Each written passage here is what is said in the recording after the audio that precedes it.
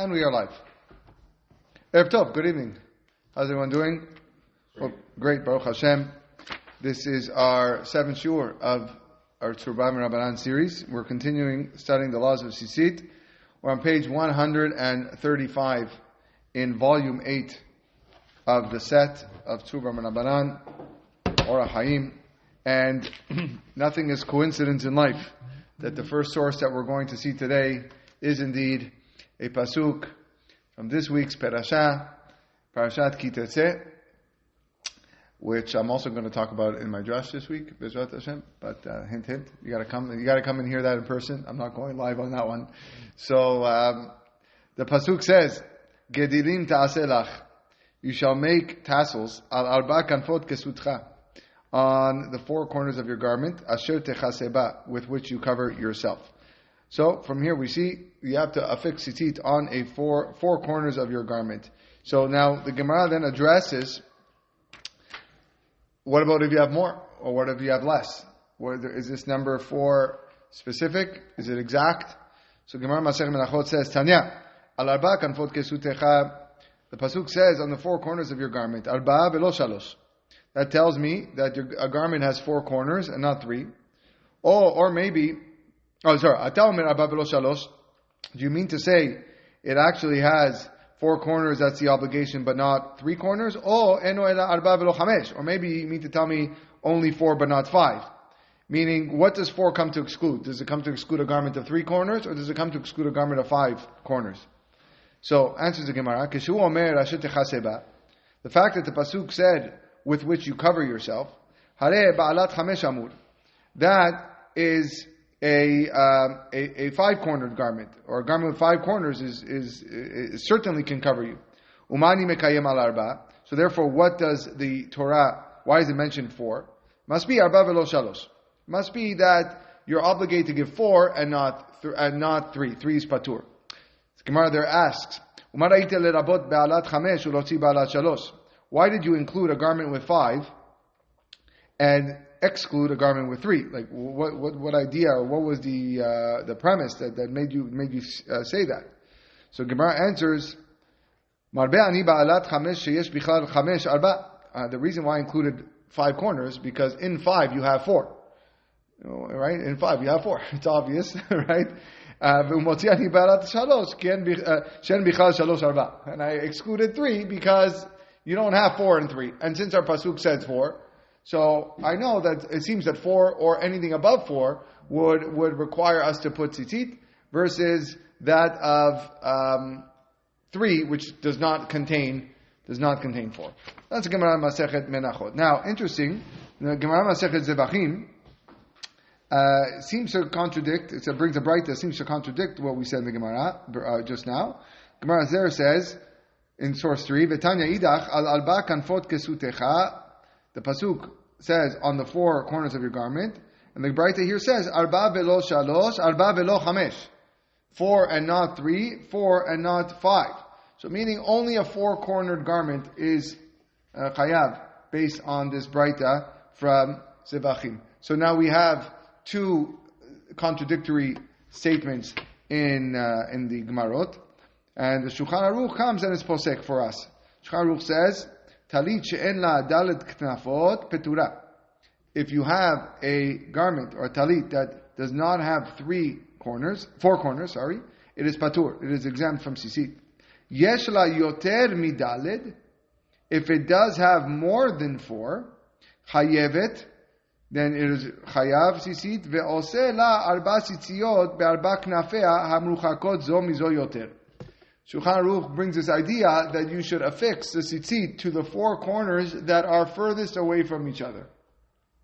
Take a measuring tape, figuring that out, and those where you would put the tzitzit on. So what he's saying is, you're not putting it on all 5 corners. So what he's saying kind of goes in line. It makes sense. It solves the 2 braitas. One braita says that you could put more than 4. You could put on a garment that has more than 4, which he's saying, oh yes, here you have 5 corners.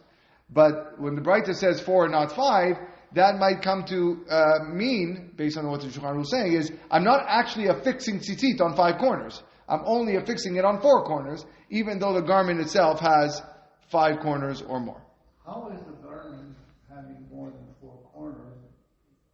I mean, anything you put on yourself. Yeah, so it's like a star. It's like a star garment. Extra line. Yeah, extra line would probably make it 6. No, so that's that we see an opinion of 6 here. Actually, the Aruch HaShulchan brings. I think in the next one brings 6. Yes, Aruch HaShulchan brings 6. So Aruch HaShulchan in source 5 says, "Debat shalosh eno yafeh lekisui haguf." Says the reason why a 3-corner garment is not good is because that's not fit for covering your body. The kol meshulash hu mechudad, because if it's a triangle, it's pointed. La'puke kol ma sheyoter me'arba. This is different than whatever is more than 4. Harehu ke'arba, which is like 4. Hare yesh bo dalet knafot v'raui lekisui haguf. Now it is fit for covering the body. Be'u adin lebat vav o yoter. The same is true for one of 6 or more. Notice he doesn't say 5.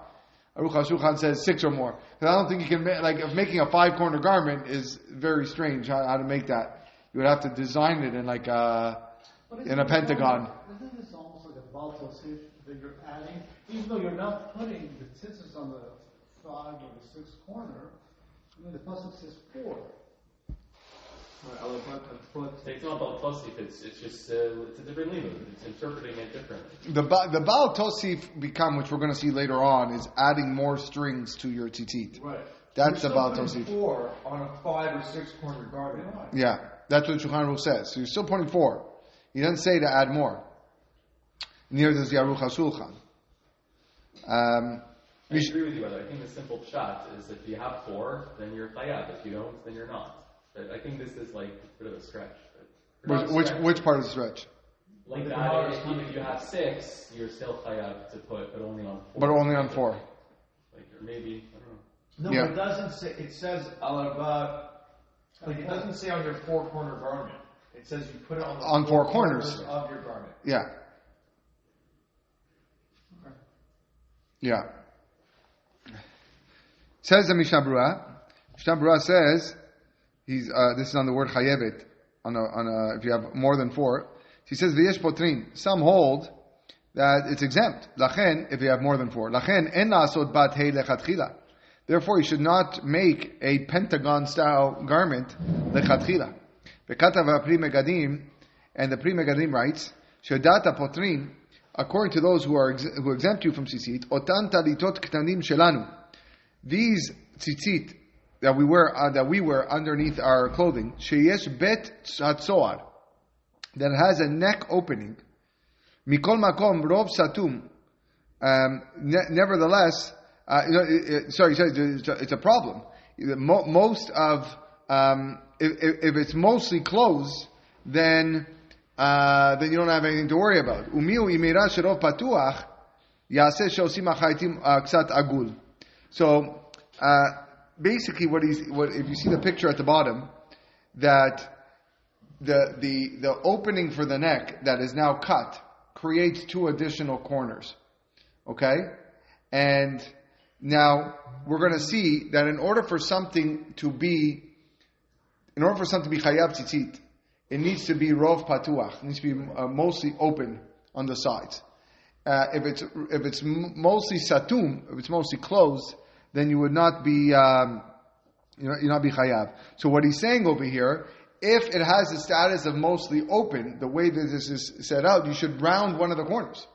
Because if you round one of the corners, now you don't have, this is the way to for sure exempt yourself from tzitzit, because there's no longer a corner anymore, so you round it off. So, but nevertheless, he holds that it's rov satum. Mishnah Berurah says it's fine.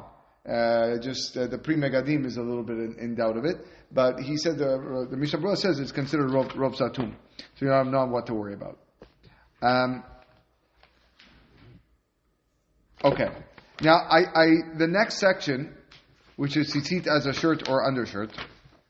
There's a few parts that we're going to skip, not because I don't think it's important. I just I want to get to the next part, but I think it's important to see what the Shulchan Aruch says over here with regards to the shape of the talit katan being open and closed, and versus, then we'll see a little psak by the Piskei Teshuvot at number 12, and Rav Yitzchak Yosef, number 13, about these undershirt tzitzit that have buttons. So basically, they want to be closed. It's more snug when you have like clips or buttons along the side. But does that now make it satum or not? And therefore, it would be a problem having tzitzit on. So Shulchan Aruch says, Malbushim shem ptuchim min hatzadim lemata, garments which are open at the sides. V'yesh lehem dalet knafot letzad mata, and have four corners at the bottom. Ulmalaim stumim, but above they are closed. So the rule is, im rubo satum, if majority is closed, patur, you don't put tzitzit. V'im rubo patua hayav. But if most of it is open, then you have to put tzitzit. V'im chetzio satum v'chetzio patuach, if it's half-half, or you're not sure, matilin oto lechumra, then we put tzitzit as a stringency. V'chayav b'tzitzit v'en yotzim bo b'shabbat.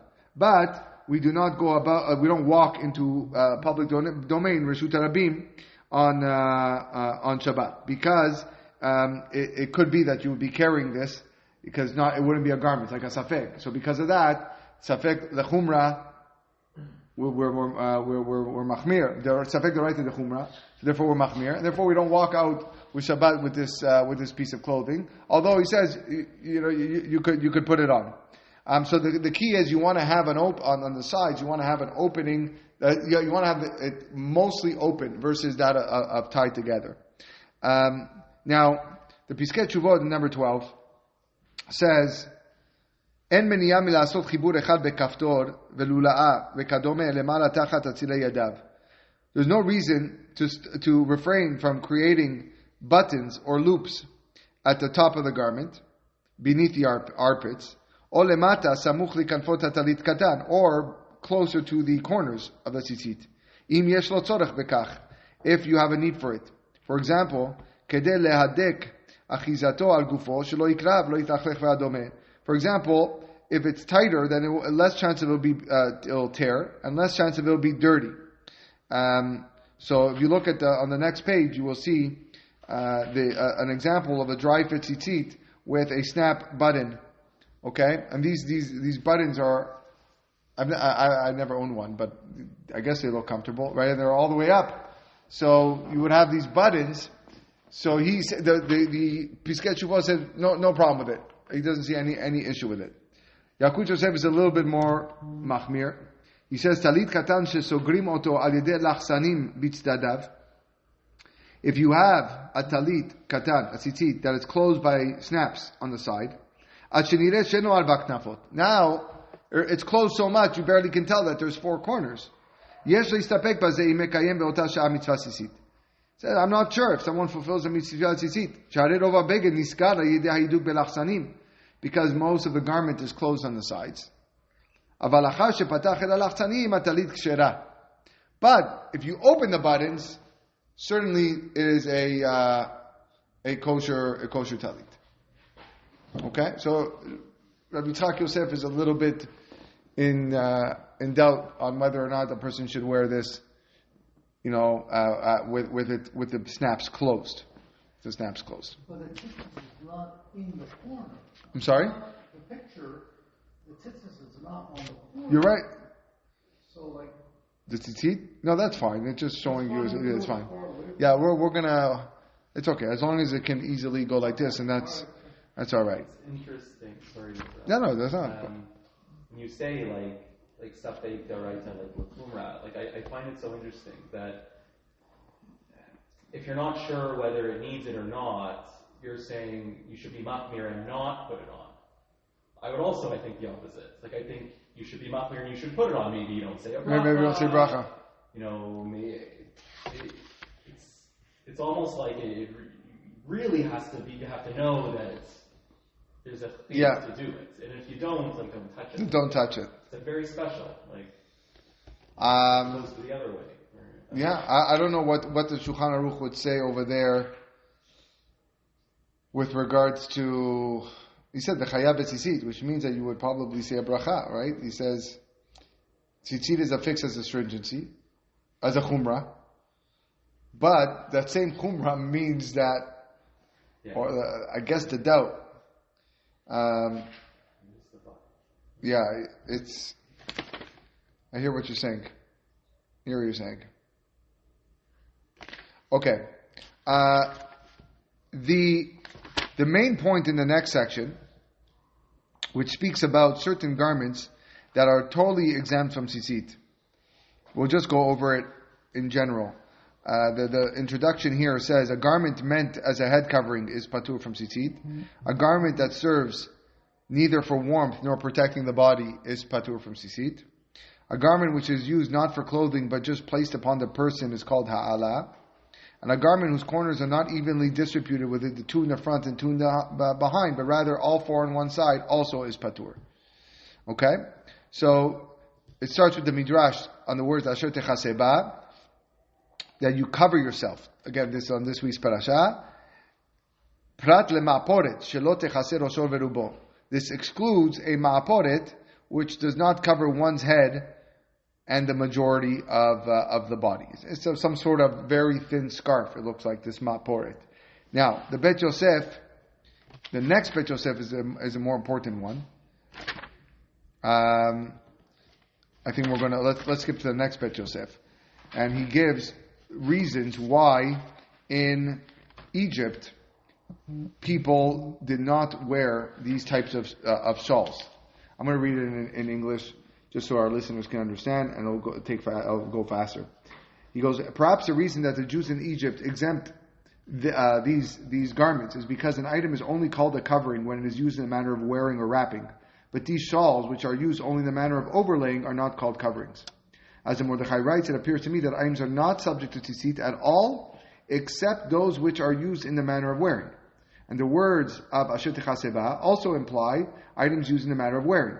And even when worn in the manner of overlaying, for which one would be liable for shadnez, it stands to reason to exempt this from tzitzit, for the obligation of tzitzit is linked only to wearing. So number one is this is not really a form of wearing these types of shawls. That's his first reason. Number two, moreover, one can explain that the primary reason for bringing those shawls is to wrap them around one's head because of the cold and to provide shade for the head during the heat. For this reason, it's a head covering, it's exempt. Okay? Another reason why he says the shawls are no good for tzitzit is because he just considers it a head covering. It's the third reason, which is the one that's accepted by the poskim and used to help decide for other halachot. The third reason, he says, one can also explain the primary reason for bringing those shawls is to use them for a number of purposes. To wrap coins in them, to carry fruit in them, to wipe perspiration, to use them as a belt when people do heavy lifting, to wipe their hands with them. Although people benefit from them by using them as protection in the hotter season from the sun and in the rainy season from the rain, since the primary reason for bringing them is not for this purpose, that is not considered significant, and we do not apply the verse, which with you cover asher techaseba, you cover yourself. It's comparable to garment merchants who are permitted to carry shatnez garments upon their shoulders in order to sell them, although they inevitably benefit from them in the hotter season as protection from the sun and in the rainy season from the rain. Necessarily, since the primary reason for those in Egypt laying these garments upon themselves is not for the benefit of covering, although they benefit, we do not apply the pasuk, you shall not wear shatnez, so too we do not apply this pasuk with which you cover yourself. Alright? So basically, it has other uses too.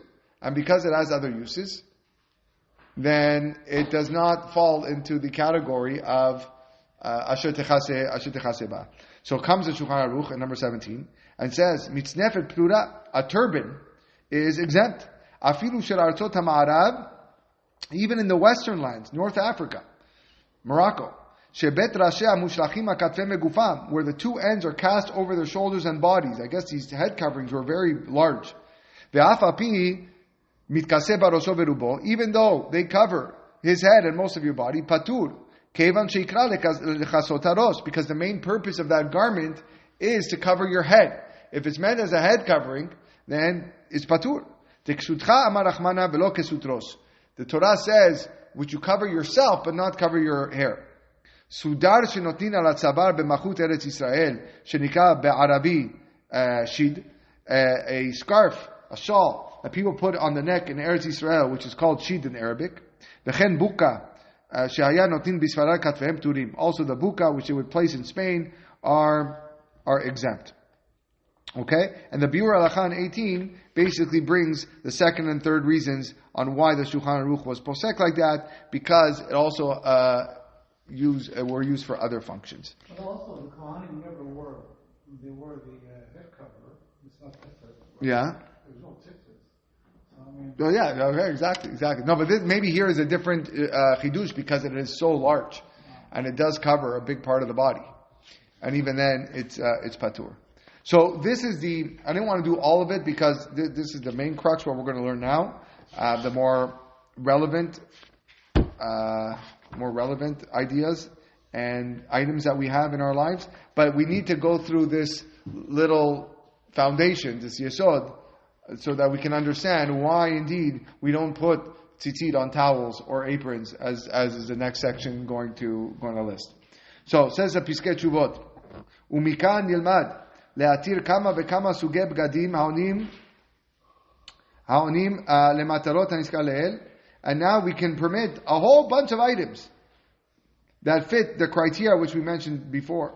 כגון מגבות, towels, sinarim, aprons, חגורות, belts, סדין המניח עליו בעת גילוח שערותיו, the hairdresser's apron, רעלה העשויה לצורך מסווה או לצניעות. Also, you have you have some costumes that people wear or gowns that people wear for modesty. Or you have covers to protect you from radiation.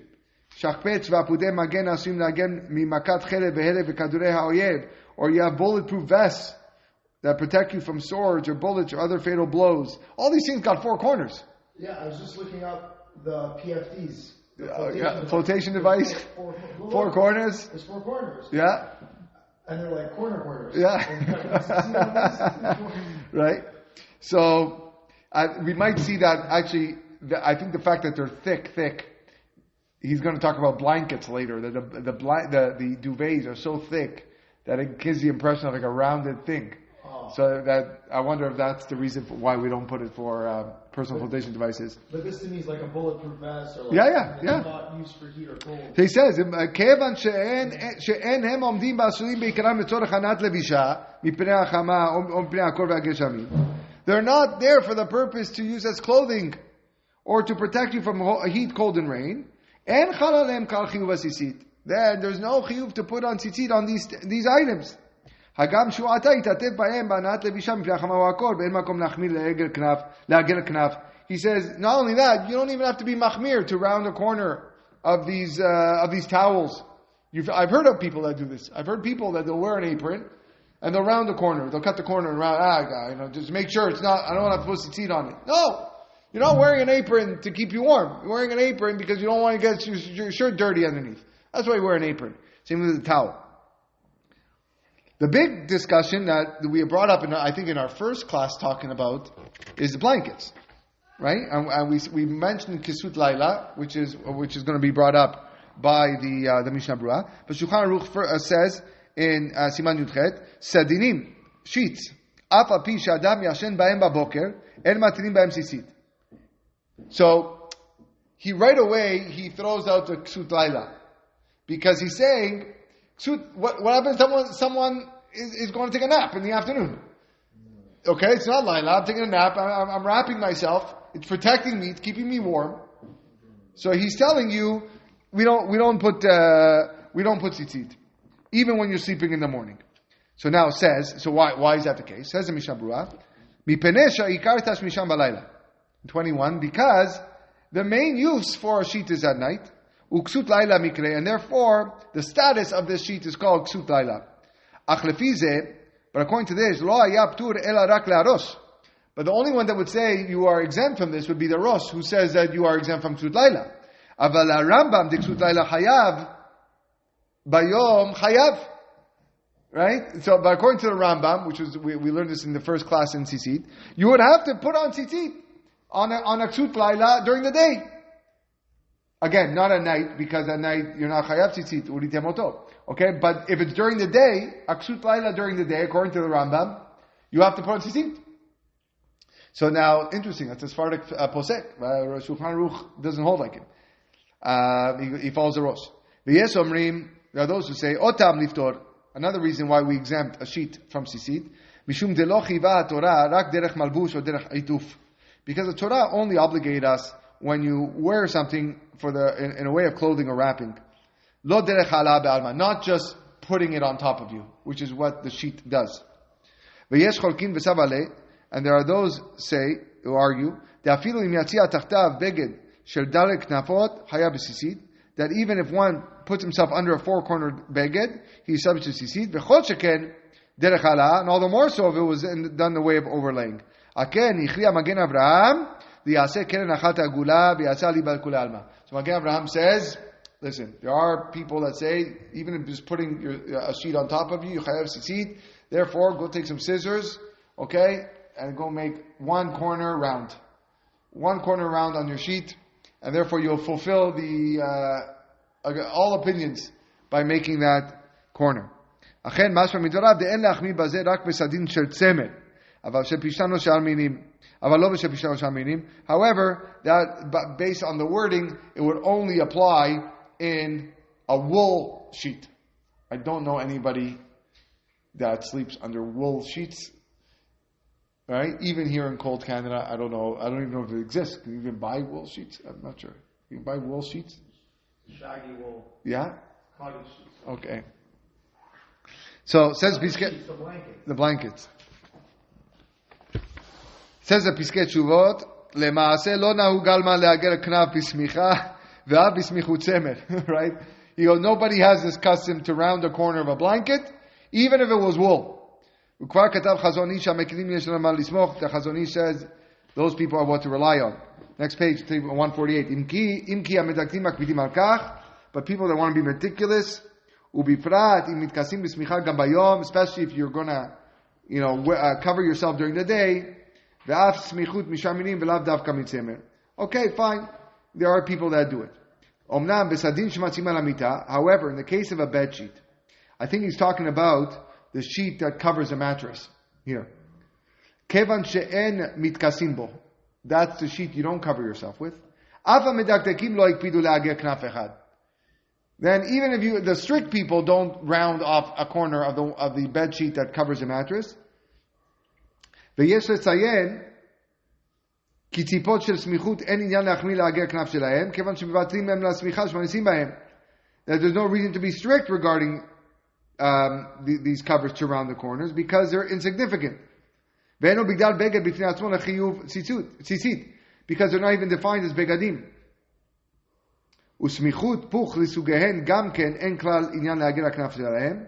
And as well, duvets are not called beged, no need to round off corners. Because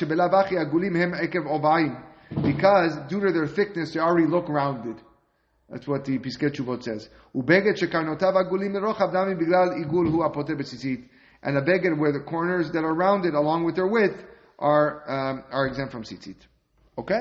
So, just to recap that with the sheets, the bed sheet that goes on top of the mattress, that's the stretchy elastic one. Oh no, that for sure you can argue that. Okay, let's say even the ones that don't, the one that you sleep on top of, you don't wrap, then for sure you don't have to round corners. The actual blanket that you cover yourself with, only those that are meticulous and machmir round the corners, and that it probably even if they're just made out of wool, okay, and you do it during the day. But again, most people are not noheg to do this. Okay. Any questions? All right. Let's talk about suits. Says the Rama, Malbushim shel Galilot bnei Ashkenaz uSfarad. The clothing of the people in the regions of Germany and Spain. Ho'il ve'en kanfehem asuyin shiyu shnayim lifnehem u'shnayim lacharehem mechuvanim ze keneged ze pturim. There's famous law in the Rama. Since the corners are not made in a way that they are directly opposite one another, they are exempt. This is the answer to why someone asks you, why don't you put tzitzit on your suit if you have the flaps? Okay? Your flaps technically but your four corners there are right next to each other. They're all in the line. What's in front of you is rounded, okay? And what's behind you is just one line. They're not opposite of each other. And that's why they are patur from tzitzit. It says the Piskei Tshuvot, Utzeifim shelanu achorfiim are winter scarves. It's a big chidush here actually. שבאים בעיקר לענת חימום ולא לכבוד גרידה, which have the benefit of warmth and not just for distinction. אך בדרך כלל אין בהם שיעור המחייב בציצית. Normally they're not the size enough for tzitzit. ואף אם יהיה בו כשיעור הזה, but if it has this size, הדרך ללבשו שהוא מקופל וגם הבא קנותיו לפניו, still the way to wear it is folded and the four corners are in front of the wearer. So most people wear a scarf where it goes around the neck and you have four corners, even assuming it was big. The four corners are in front of you. And therefore, they're not opposite. So it'll be, again, one line like the suit. There's no reason to be strict around one of the corners.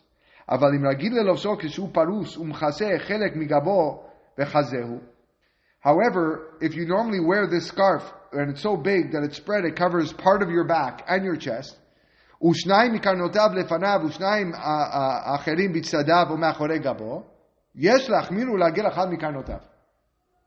that situation, if you have the corners in the back or on the side, you should round off one of the corners. Because it's large enough, it's acting as warmth, it's acting as a beged, it's large enough to fulfill tzitzit, and the corners are in front and back. Alright? So is a poncho the same thing, the same idea? I was going to say, or not a poncho. What do they call the ladies wear them? The big shawls. No? Shawls? Oh, jalabas you mean? No, the shawls. No, the big shawls. They're like, in the winter time, they wear them. Well, the jalaba is also a question. But jalabas is Big square. yeah. The jalabas are open from the side. Yeah. So the thing is, it's mostly satum. So, because it's mostly closed. Yeah, but the tzitzit would be dragging on the Oh, yeah, floor. that's another issue. But whether it's chayav tzitzit or not is irrelevant of whether your tzitzit is going to drag on the floor. Tell that to Moroccan. You're not chayav tzitzit because again it is majority closed. But you're in reference to the shawls that ladies wear, those really, really big ones. Yeah. Yeah. See last week's show where we spoke about women and tzitzit. Right. Yeah, that's What is it? Is it this mitzvah tzitzit as my grandma? well, yeah. But there was opinions that said women can certainly wear. Right? We spoke about that last week, right? Yeah, but you do this. Yeah. It's not the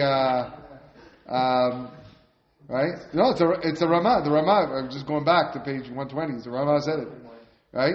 If she wants to do it, she can do it. Okay.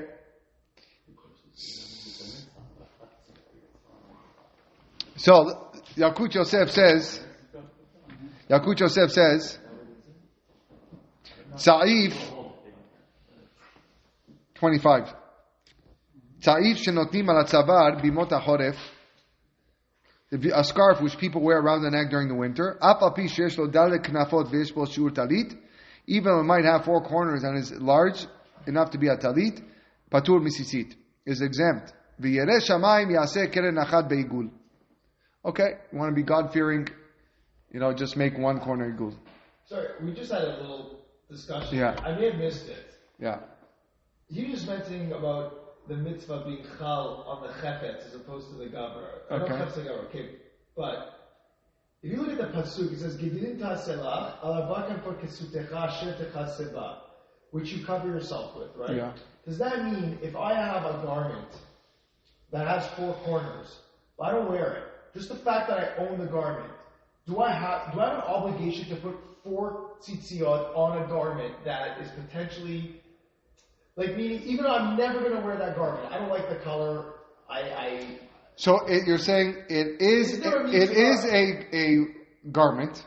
So that is chayav on tzitzit, but do I have to actually go and put tzitzit on a garment that I own that has 4 corners, or only if I intend to wear it? no, I think it's if you intend to wear it. Right, but I'm just saying, how do we, we know that I guess on halacha, but when we look at it from the pasuk, it seems Like according to the ones who hold, the reason I'm asking this is for the ladies, yeah. right? If mitzvah tzitzit is on a mitzvah that says my grandma and women are ptuot. So if I have this shawl in my house, Yeah. which is as big as the talit I wear on Shabbat. It's my wife's. Yeah. And I'm there sitting on the couch reading a book and I'm cold. And I grab that shawl and I cover myself. I guess it has a din of a blanket. Like, I don't know. Like, do I not have to refrain from doing it? Well, if it's meant for during the daytime, yeah, you might have to be me'agel a corner, but it's if you don't want to wear tzitzit, I'm saying. Right. I think it's only if you plan on wearing it. If you're not obligated to take everything in your house that has four corners and just affix tzitzit on it, and sharing clothing with your wife is another problem. Right, that's what I'm saying. Is this considered, no, because like, do you, Yeah, that's right. treat it as a Blanket? blanket? Do you treat it as a blanket? Is it a piece of clothing? no, I think like for example, using it as a blanket. if you buy a tzitzit, you can buy the tzitzit without the strings. Okay? Right, and you want to do the knots yourself. Now, what does that mean? The moment you bring it to your house, you got to put the knots on because you can't own something that doesn't have tzitzit? No. You can leave it without strings for months until you're ready to wear it. If you're wearing it, you got to make sure you have tzitzit on it. Just the fact that it's in a package and you're not wearing it doesn't require you to put tzitzit on it. Right, okay. That's what I'm saying. It's only when it's techaseh ba. That's how I would answer that question. But yeah, I hear it. I was thinking, like, is the din of a shawl or a blanket? Like, is it, like, how do you differentiate? Well, again, it seems that a shawl would be a tzaif, a large scarf. That's how I would classify it. Okay? Well, Vadia says you don't have to put it. However, if you want to be me'agel a corner, because, you want to avoid all problems, then you can be me'agel a corner. Again, me'agel a corner, for those that are unsure of the terminology, is mean to rounding a corner.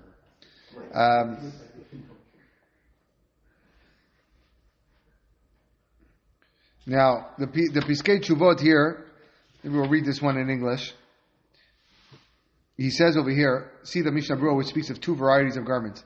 Suits and dress shirts, whose collars have corners at both sides, and together with the two corners at the front of the garment, there are four corners.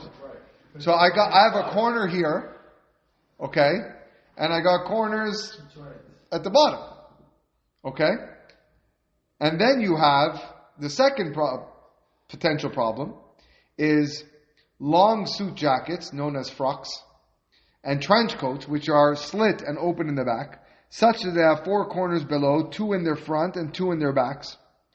Sometimes the majority of the length of these types of garments are open, in which case it would potentially be subject to the obligation of tzitzit. So, with respect to the former type, that's the shirt. Although the Mishnah Berurah's conclusion is to recommend that a God-fearing person makes one corner rounded, I'm assuming not on the collar, at the bottom. Nonetheless, it's not the practice to do this in any place, not even for the meticulous. The reason is that aside from the factors for leniency given by the Bet Yosef and Darkei Moshe, there's another lenient factor that the collar of the garment is folded over and rests upon the garment, and this is the normal manner of wearing it. Therefore, it is entirely exempt from rounding a corner.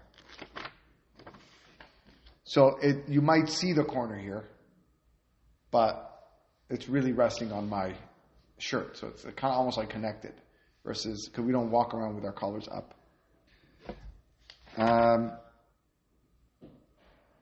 He doesn't answer the second one, but it says over here in the Ben Ish Chai. Let's look at the Ben Ish Chai. Ben Ish Chai is a little bit more strict. Ben Ish Chai says Hamalbushim kegon glima bechayotze, garments such like a cape. Sheyesh lahem bet knafot lemala samuch letzavar. They have two corners on top near the neck. Ubet knafot lemata, and two corners at the bottom. Pturim.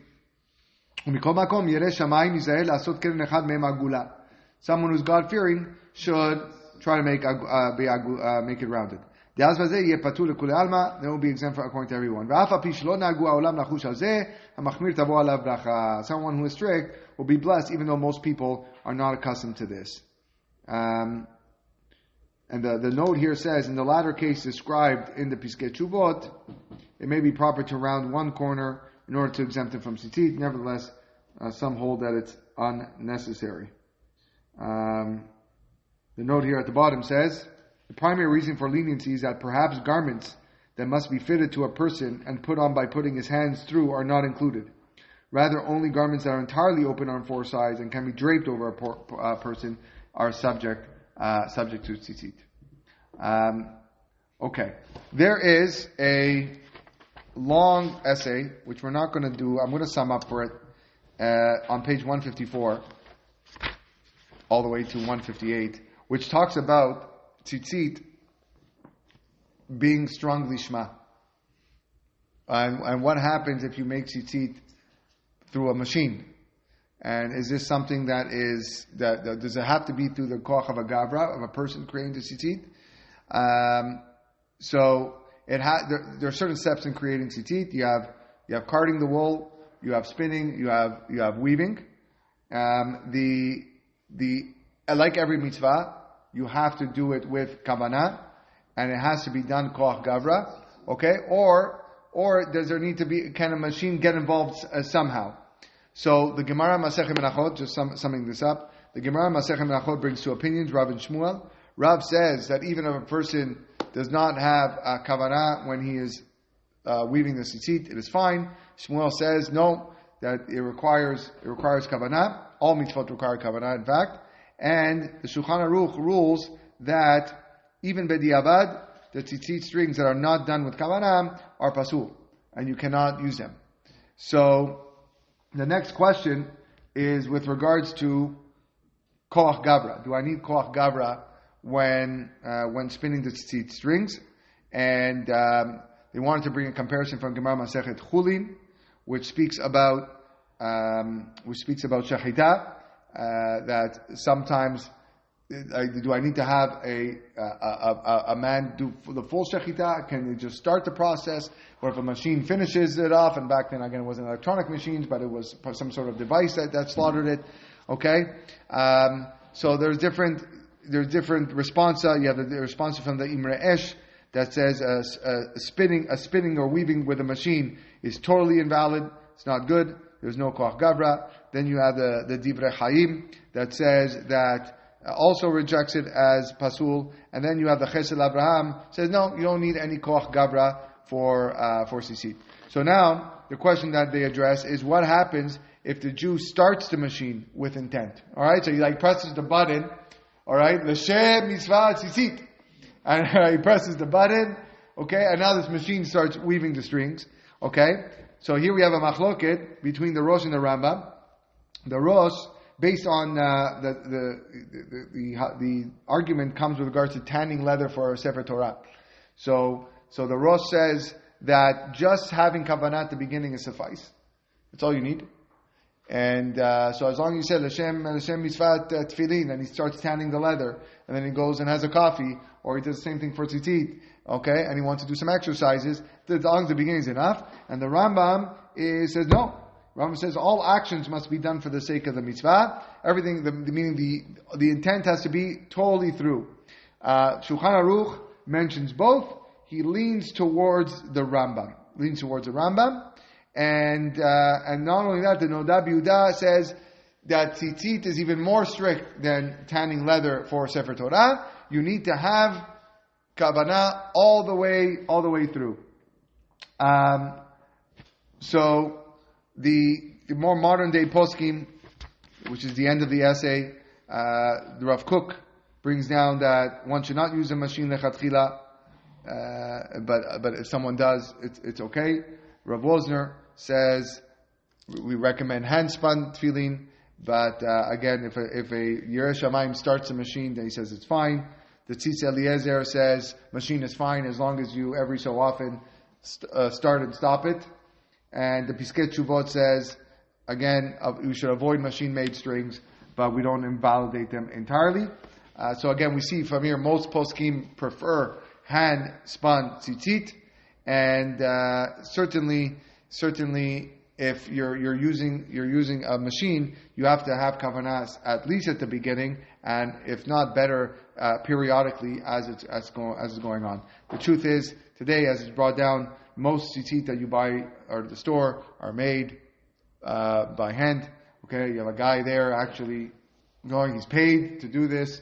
Okay, there might be a machine making it quicker. Like he's not actually weaving it by hand; he's making it by hand.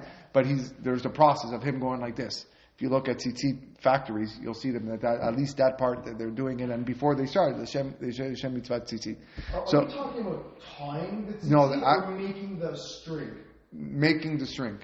Not tying them. Not tying them. We're talking about making the actual. Yes, okay. Making the string. Making the string, right? Yeah. So that's a summary of this, but again, feel free to look at it. If you want to read it in depth. I guess that will end us for today. And B'ezrat Hashem, next time we'll come up.